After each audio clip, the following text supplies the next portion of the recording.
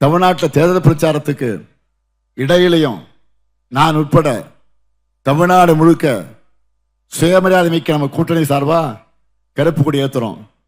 தொகுதி சீரமைப்பு மசோதா நகலை எரிச்சு நம்முடைய எதிர்ப்பை தெரிவிச்சிருக்கிறோம். தமிழ்நாட்டு உரிமைக்காக போராடும் இந்த ஸ்டாலினுடைய கலைஞரை நீங்களெல்லாம் பலப்படுத்துவீங்களா?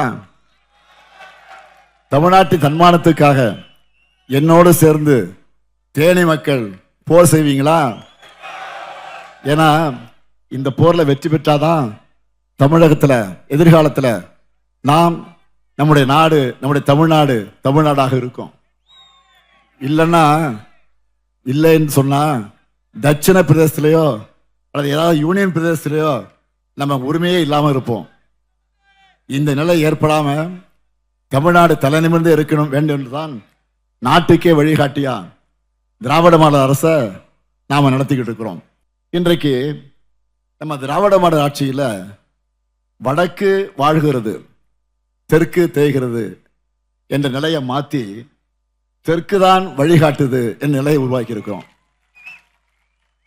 அப்படி வழிகாட்டுகிற தெற்க ஒன்றிய அரசு வஞ்சிக்கலாமா? மக்களான நீங்க இந்த தேர்தலை தெளிவா முடிவெடுக்கணும். இந்த தேர்தலில் பழனிசாமியுடைய அதிமுகவுக்கும் பாஜகவுக்கும் விடுகிற ஒவ்வொரு வாக்கும் தமிழ்நாட்டை நாசப்படுத்த அவங்களுக்கு கொடுக்கக்கூடிய ஒரு வாய்ப்பு. டபுள் இன்ஜின் டப்பா இன்ஜின் உள்ள நுழைஞ்சு தமிழ்நாட்டை சிதைச்சிடுவாங்க. ஏற்கனவே பழனிசாமி ஆட்சியில் என்னென்ன கூத்துக்கள் எல்லாம் அரங்கேறிச்சுன்னு உங்களுக்கு தெரியும். எப்படியெல்லாம் உரிமைகள் பறிவோச்சு நீங்க எல்லாம் பார்த்தீங்க. அந்த அவமான நிலை மறுபடியும் உருவாக்கணுமா?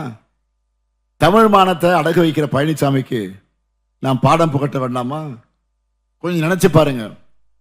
பழனிசாமி தமிழ்நாட்டை ஆட்சி செய்த 4 ஆண்டுகள் என்பது ஊழல்களும் மக்கள் உதவி நடவடிக்கைகள் நிறைந்த 2 ஆட்சி காலம்.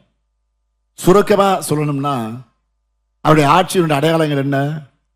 பொல்லாத ஆட்சிக்கு பொள்ளாச்சியே சாட்சி, துப்புக்கட்ட ஆட்சிக்கு தூத்துக்குடியே சாட்சி, கொடூரமான ஆட்சிக்கு கொடநாடு சாட்சி, கேடுகட்ட ஆட்சிக்கு சாத்தான்குளமே சாட்சின்னு எல்லாமே நெகட்டிவ் தான். தவறுக்கு மேல் தவறுகள் செஞ்ச பழனிசாமி தன்னுடைய தவறுகளிலிருந்து தப்பிக்க சரண்டர் ஆகியிருக்கிற இடம்தான் வாஷிங் மிஷின். தன்னுடைய தவறுகளிலிருந்து தப்பிக்க அந்த வாஷிங் மிஷின்ல போய் இன்னைக்கு சரண்டர் ஆகியிருக்காரு.